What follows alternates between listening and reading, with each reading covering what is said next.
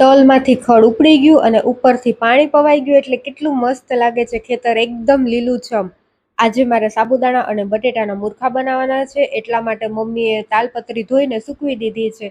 અને કેરી તો એવી હવે લટકવા માંડી છે ને કે આપણે ધ્યાન રાખવું પડે, નકર માથામાં ભટકાય એટલી નીચી થઈ ગઈ છે. પછી મેં કચરો વાળી લીધો, ટિફિનની રોટલીનો લોટ બાંધી દીધો અને બટેટા બાફી નાખ્યા.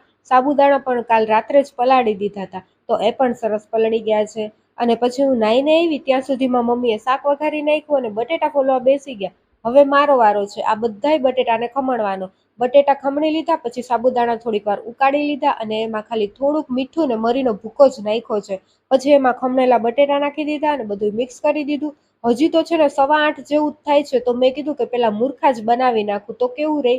એટલે બધી વસ્તુ ઉપર લઈ લીધી અને મમ્મીએ તાલપત્રી પણ પહેલેથી જ પાથરી દીધી હતી. સંચાની મદદથી પછી મેં મુરખા પાડી લીધા અને સારું થયું વહેલું આ કામ પતાવી નાખ્યું, નકર તડકો વધી જાત ને તો માથું ફાટી જાત.